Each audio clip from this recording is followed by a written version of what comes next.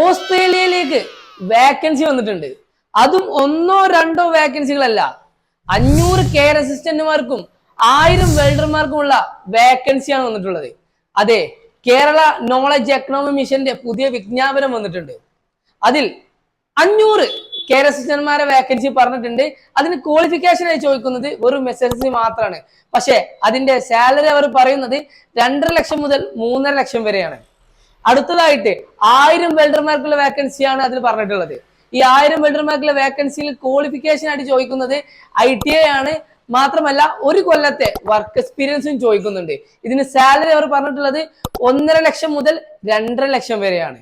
ഇത് നല്ലൊരു ഓപ്പർച്യൂണിറ്റിയാണ്. വിദേശത്ത് പോയി ജോലി ചെയ്യാൻ ആഗ്രഹിക്കുന്ന ആളുകൾക്ക് നല്ലൊരു ഓപ്പർച്യൂണിറ്റിയാണ്. ജോബ് വരുന്നത് ഓസ്ട്രേലിയയിൽ പ്രൈവറ്റ് സെക്ടറിലാണെങ്കിലും നമ്മൾ ഇവിടെ അപ്ലൈ ചെയ്യുന്നത് ഗവൺമെന്റ് സപ്പോർട്ടോട് കൂടിയുള്ള കേരള നോളജ് എക്കണോമി മിഷന്റെ പോർട്ടൽ രജിസ്റ്റർ ചെയ്ത് വേണം അപ്ലൈ ചെയ്യാൻ. ഇത് അപ്ലൈ ചെയ്യേണ്ട ലാസ്റ്റ് ഡേറ്റ് ഈ വരുന്ന ജൂൺ 30-നാണ്. അപ്പൊ മറക്കണ്ട, നല്ലൊരു അവസരമാണ്.